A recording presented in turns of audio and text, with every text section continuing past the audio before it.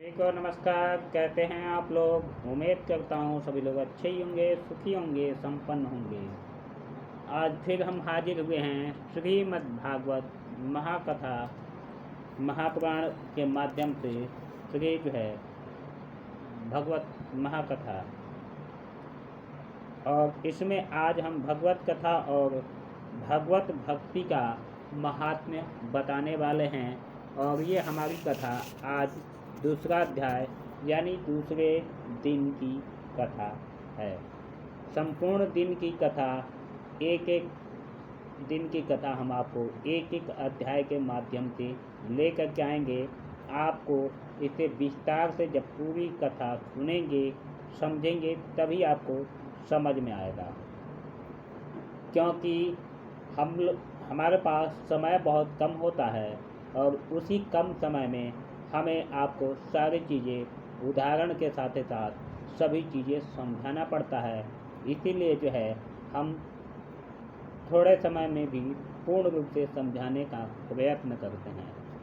Video को पूरा देखें। वीडियो पसंद आए तो सभी लोगों के साथ शेयर करें, क्योंकि प्रवचन और भक्ति का महात्म्य बहुत दुर्लभ होता है, जो कि सभी के नसीब में नहीं मिल पाता है, सभी के भाग्य में नहीं मिल पाता है। इसलिए रिक्वेस्ट करते हैं कि सभी के साथ शेयर करें और इसको पूर्ण रूप से सुनें। चलिए वीडियो को शुरुआत करते हैं। सबसे पहले ओम नमो भगवते वासुदेवाय सभी के लिए।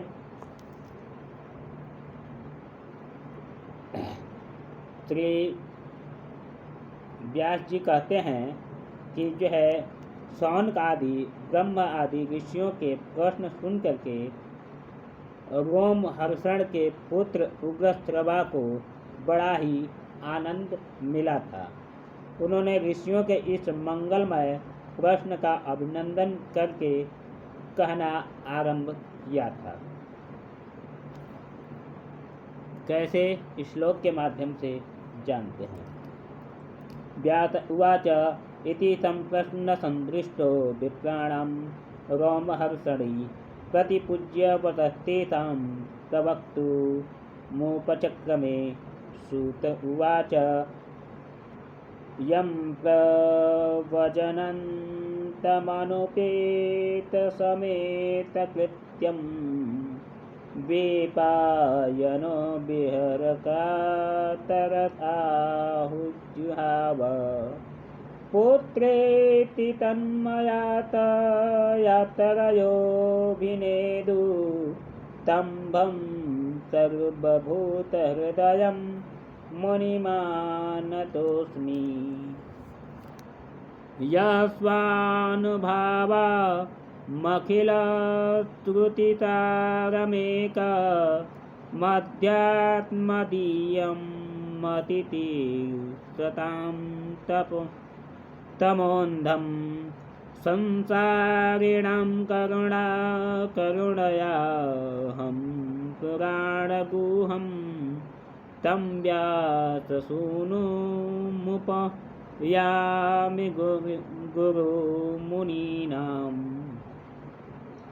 सूत जी ने कहा कि जिस समय श्री सुखदेव जी का यज्ञोपवीत संस्कार भी नहीं हुआ था, सूतरा लौकिक वैदिक कर्मों के अनुष्ठान का अवसर भी नहीं आया था, उन्होंने अकेले ही संन्यास लेने के उद्देश्य से जाते देख के उनके पिता व्यास जी विरह से कातर हो करके पुकारने लगे, बेटा बेटा। उस समय तन्मय होने के कारण श्री सुखदेव जी की ओर से वृक्षों ने उत्तर दिया। ऐसे सबके हृदय में विराजमान श्री सुखदेव मुनि को मैं नमस्कार करता हूँ। यह श्रीमद्भगवत अत्यंत गोपनीय और रहस्यात्मक पुराण है। यह भगवत स्वरूप का अनुभव कराने वाला और समस्त वेदों का सार है। संसार में फंसे हुए जो भी लोग इस घोर अज्ञानंधकार से पार जाना चाहते हैं, उनके लिए आध्यात्मिक तत्वों का प्रकाशित कराने वाला यह एक अद्वितीय दीपक है। वास्तव में उन्हीं पर करुणा करके बड़े बड़े मुनियों के आचार्य श्री सुखदेव जी ने इसका वर्णन किया है। मैं इसकी शरण ग्रहण करता हूँ। कहते नारायणं नमस्कृत्यं नरं चैव नरोत्तमं देवी सरस्वतीं व्यासं ततो जयमुदीरयेत्। मुनया साधुपुष्टं हम भवद्विलोक्यमङ्गलं यत् कृत्य कृष्णं प्रसन्नो येनात्मा सुप्रसीदति स वै पूषां परो धर्मो यतो भक्ति धरुक्षजे हैतुज्ञप्रैहतां ययात्मा संप्रसीदति वासुदेवे भगवती भक्ति योगः प्रयोजितः जनत्यातु वैराग्यं ज्ञानं च यः दुःखम् धर्म स्वनिष्ठ पूषां विश्वसेना कथा सूयः नोत्पादयद्यतिरतिं ब्रह्म एवं ही केवलम्। मनुष्य में सर्वश्रेष्ठ भगवान के अवतार नर नारायण ऋषियों की सरस्वती देवी को और श्री व्यास देव जी को नमस्कार करके तब संसार और अंतकरण के समस्त विकारों को विजय प्राप्त कराने वाले इस श्रीमद्भागवत महापुराण पाठ करना चाहिए। ऋषियों ने अपने संपूर्ण विश्व के कल्याण के लिए यह बहुत सुंदर प्रश्न किया है, क्योंकि यह प्रश्न श्री कृष्ण के संबंध में है और इससे भली भांति आत्मशुद्धि हो जाती है। मनुष्यों के लिए सर्वश्रेष्ठ धर्म वही है जिसे भगवान श्री कृष्ण में भक्ति हो, और भक्ति भी ऐसी जिसमें किसी भी प्रकार का कामना न हो और जो नित्य निरंतर बनी रहे। ऐसी भक्ति हृदय में आनंद रूप परमात्मामयी उपलब्धि करके कृत्य हो जाता है। भगवान श्री कृष्ण भक्ति होते ही आनंदमय प्रेम से उनमें चित्त जोड़ने की निष्काम ज्ञान और वैराग्य आविर्भाव हो जाता है।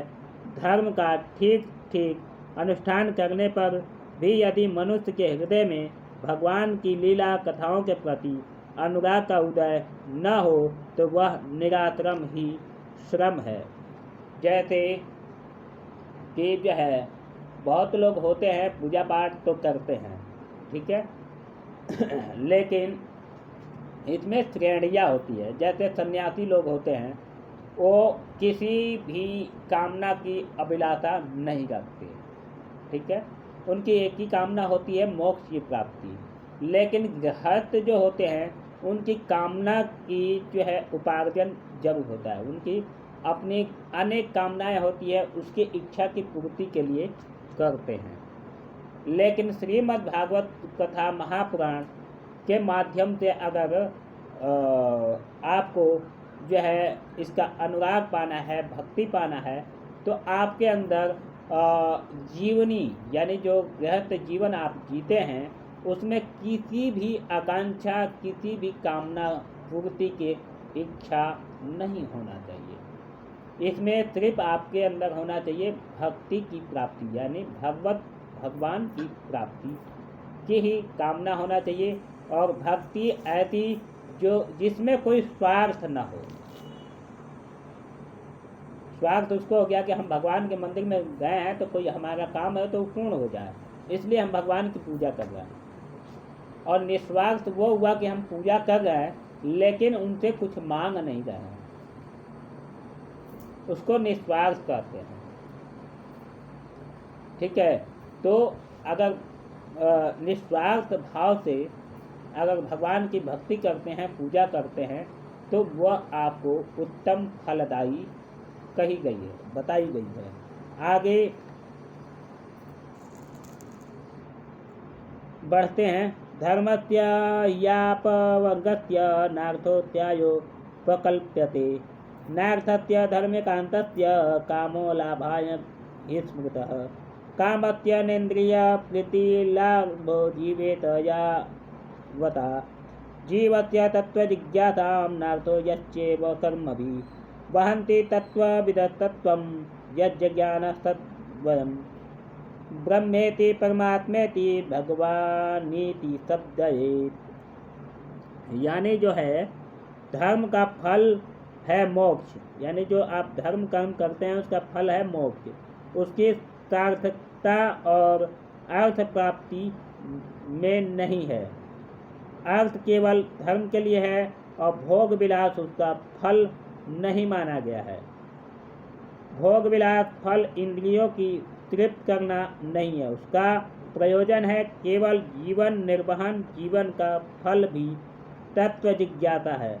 बहुत कर्म करके स्वर्ग आदि प्राप्त करना उसका फल नहीं है।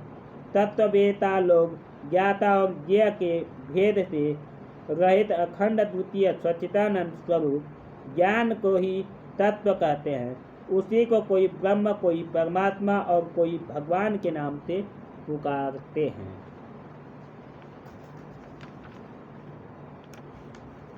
बहुत से लोगों को जो है ये चीज़ समझ में नहीं आएगा कि जो है निस्वार्थ क्या हुआ और स्वार्थ क्या हुआ। उसी का प्रतिपादन हम आपको इस श्लोक के माध्यम से उसका हिंदी अनुवाद करके समझाए हैं। अब चलिए आगे क्या कहते हैं श्रीमद् भागवत महापुराण में, इसको देखते हैं।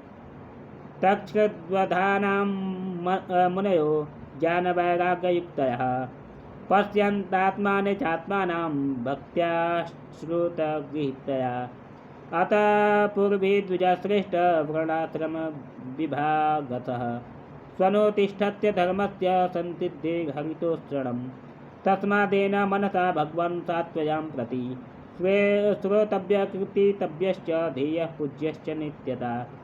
ततो यद् नुद्यातिनां युक्ता कर्मग्रन्थि बन्धनं छेदन्ति कोविदास्तस्य को न कुर्यात् कथारतिं। शुश्रूषो श्रद्धानस्य वासुदेवः कथारुचिः स्यान्महद्सेवया पिप्रा पुण्यतीर्थान्निवेशना। कृणोतां स्वकथां कृष्ण पुण्यश्रवणकीर्तनः हृद्यन्तस्तोऽद्य भद्राणि विद्युत सुहृता हृत्सताम्। नष्टप्रावेशणभद्रेषु नित्यं भागवत सेवया। भगवत्युत्तमलोके भक्तिर्भवति निष्ठितति। तदा रजस्तमो भावा कामलोभादयश्चते। चेत एतरनाविद्धं स्थितं सत्त्वे प्रसीदति। एवं प्रसन्न मनसो भगवद्भक्ति योगतः भगवत्तत्त्वविज्ञानं मुक्तसंज्ञा जायते। विद्यते हृदयग्रन्थि छिद्यन्ते धर्मसंशयः क्षीयन्ते चास्य कर्माणि दृष्ट एवात्मनेश्वर। अतो वै कवयो नित्यं भक्ति परमाद्भुतां मुदां वासुदेवं भगवती कुर्वन्त्यात्मप्रसादनीम्। इसमें जो है श्रद्धालु और मुनिजन भगवत श्रवण से प्राप्त ज्ञान वैराग्य युक्त भक्ति अपने हृदय में उस परम तत्व परमात्मा का अनुभव करते हैं जो सौन का आदि ऋषियों। यही कारण है कि अपने अपने वर्ण तथा आश्रम के अनुसार मनुष्य को धर्म का अनुष्ठान करते हैं। उनके पूर्ण सिद्धि इसी में है कि भगवान प्रसन्न हो, इसलिए एकाग्र मन से भक्तवत्सल भगवान का ही नित्य निरंतर श्रवण कीर्तन ध्यान और आराधना करते रहना चाहिए। कर्मों की गांठ बड़ी कड़ी है। विचारवान पुरुष भगवान के चिंतन की तलवार से इस गांठ को काट डालते हैं। तब भला ऐसा कौन सा मनुष्य होगा जो भगवान की लीला कथा में प्रेम न कर सके। शौनकादि ऋषियों पवित्र तीर्थों का सेवन करने से महत्व सेवा तदनंतर श्रवण की इच्छा यानी सुनने की इच्छा फिर भी श्रद्धा तत्पश्चात भगवत कथा रुचि होती है। भगवान श्री कृष्ण के यश का श्रवण और कीर्तन दोनों पवित्र करने वाले हैं। वे अपनी कथा सुनने वालों की हृदय में आकर के स्थित हो जाते हैं और उनकी अशुभ वासनाओं को नष्ट कर देते हैं, क्योंकि वह संतों के नित्य सुहृद हैं। जब श्रीमद् भगवत कथा अथवा श्रीमद् भक्तों के निरंतर सेवन से अशुभ वासनाएं नष्ट हो जाती हैं, तब पवित्र कीर्ति भगवान श्री कृष्ण के प्रति अस्थायी प्रेम की प्राप्ति होती है।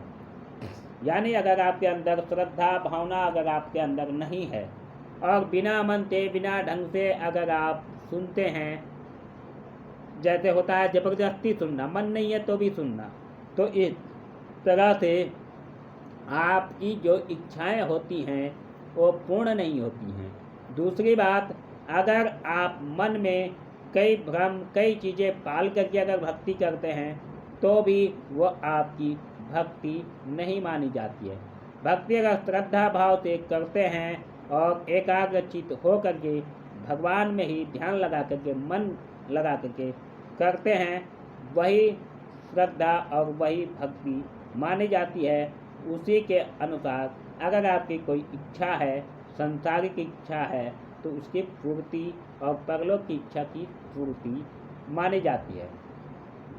इसमें जो मानसिक और जो है मानसिक या संसारिक, जैसे भोग, किसी चीज़ का भोग करना, ठीक है, गृहस्थ चीज़ों में बहुत सारे चीज़ों की भोग है जो कि नकारात्मक भी है और सकारात्मक भी है।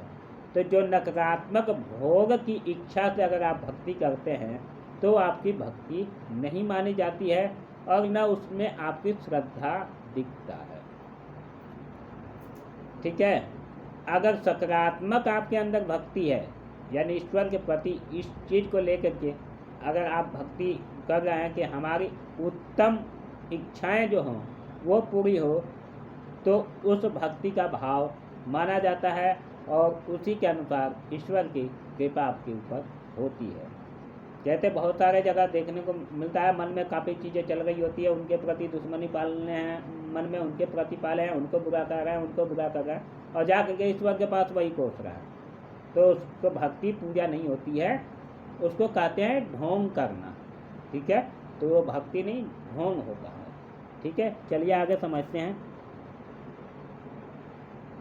तब रजोगुण और तपोगुण के भाव का काम और लोभ आदि शांत हो जाते हैं। अगर आप श्रद्धा भक्ति एकाग्रचित से करते हैं तो आपको रजोगुण तमोगुण भाव काम और लोभ आदि आपके शांत हो जाते हैं और चित्त इनमें रहित होकर के सत्वगुण में स्थिर एवं निर्मल हो जाता है।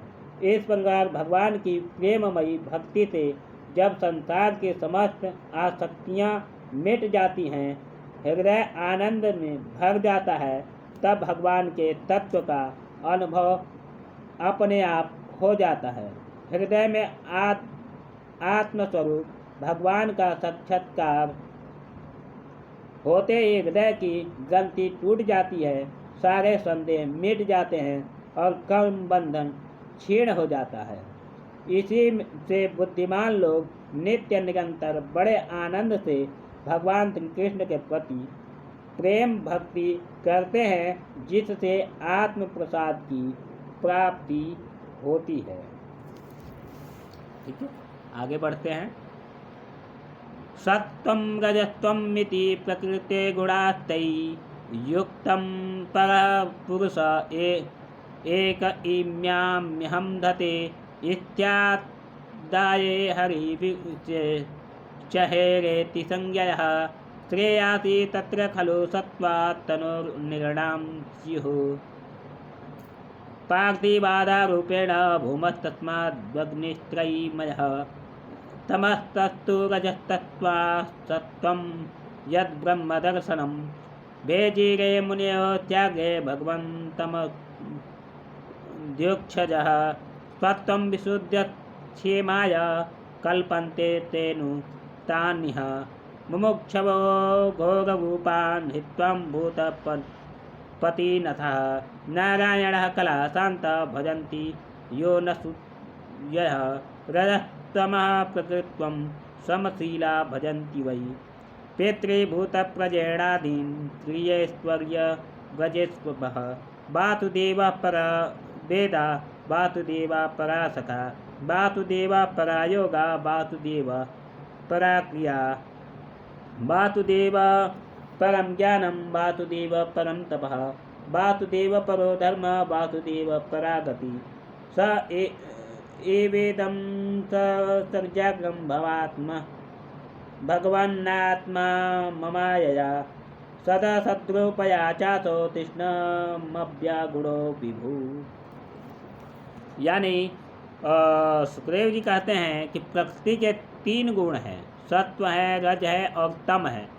इनको स्वीकार करके इस संसार की स्थिति, उत्पत्ति और प्रलय के लिए एक अद्वितीय परमात्मा श्री विष्णु, ब्रह्मा और रुद्र ये तीनों नाम ग्रहण करते हैं।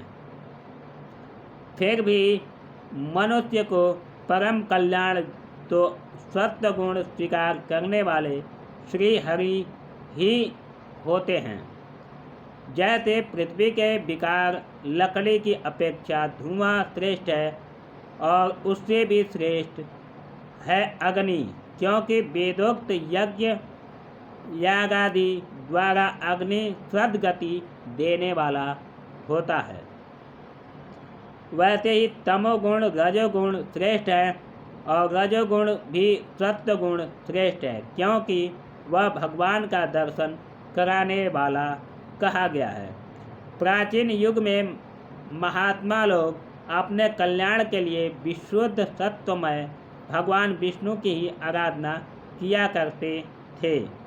अब भी जो लोग उनका अनुसरण करते हैं वे उन्हीं के समान कल्याण भाजन होते हैं। जो लोग इस संसार सागर से पार जाना चाहते हैं वे यद्यपि किसी की निंदा तो नहीं करते, न किसी में दोष ही देखते हैं, फिर भी घोर रूप वाले तमोगुण रजोगुणी भैरवादी भूतपतियों की उपासना न करके सत्वगुण विष्णु भगवान और उनके अंत कला स्वरूपों का ही भजन करते हैं।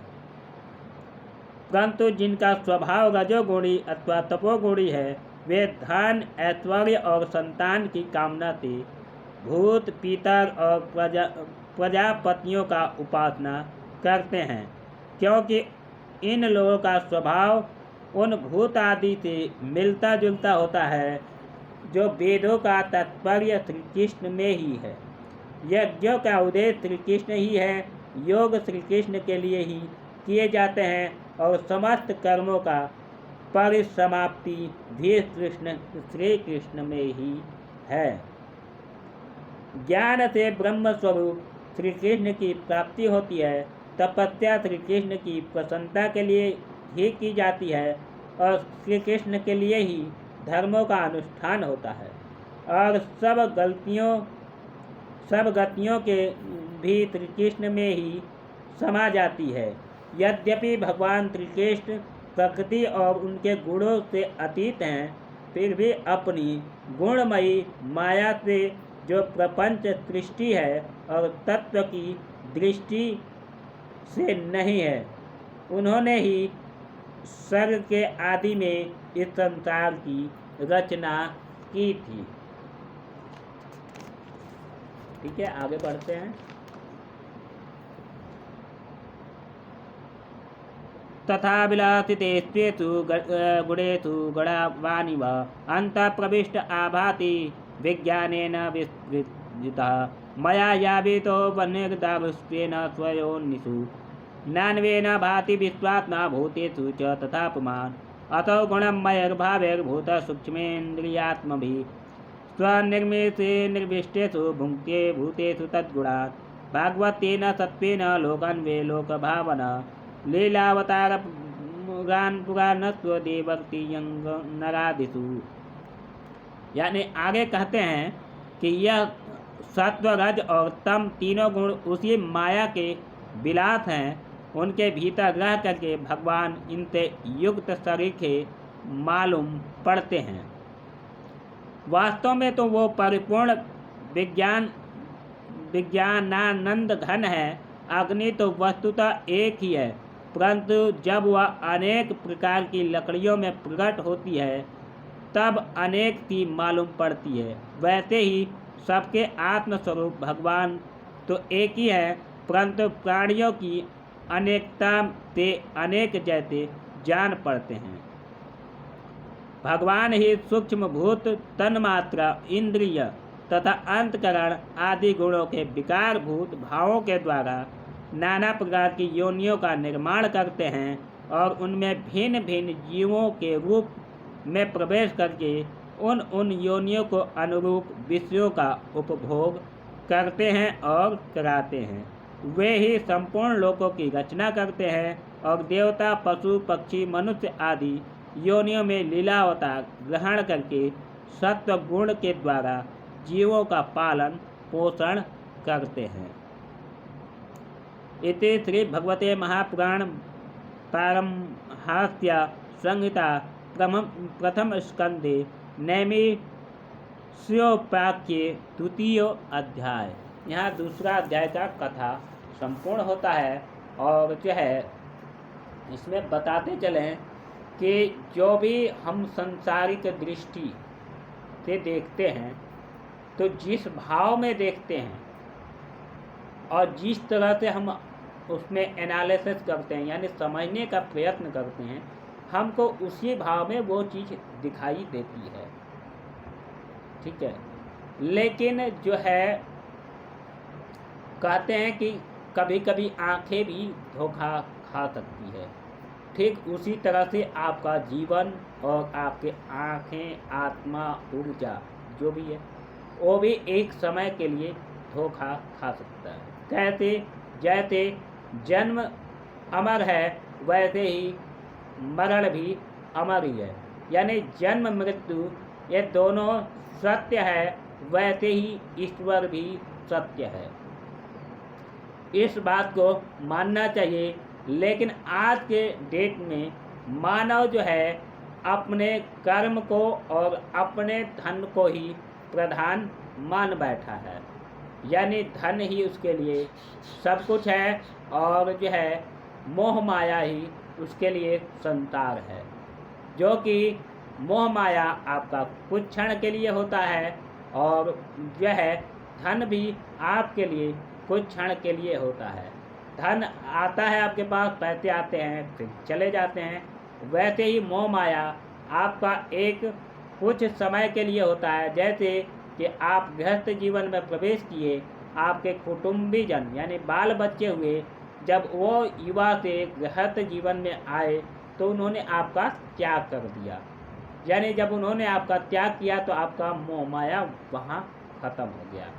यानी जो सत्य है वह ईश्वर है।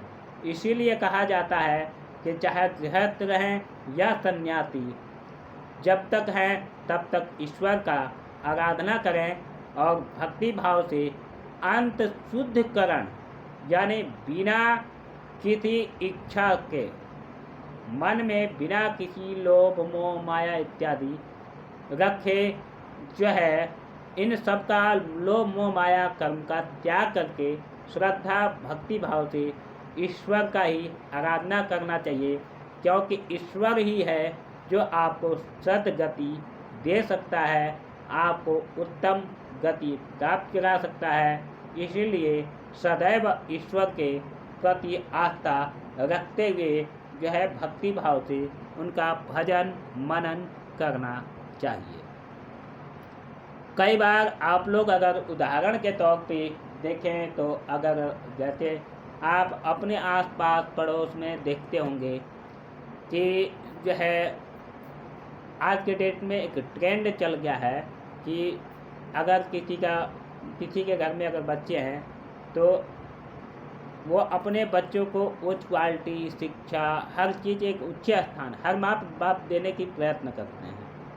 लेकिन होता क्या है, ऊंचे शिक्षा के साथ साथ जलन भी उनके पास होती है, ईर्ष्या भी होती है कि उनके बच्चे से हम अपने बच्चे को ऊंची शिक्षा देंगे, उसके जैसे नहीं बनाएंगे, इसके जैसे नहीं बनाएंगे और ऐसे करेंगे वैसे करेंगे। यानी एक दूसरे से जलते हुए और ईर्ष्या करते हुए अपने उस सत्कर्म को और उस ज़रूरत को भूल जाते हैं कि वास्तविकता हमारी ज़रूरत क्या है।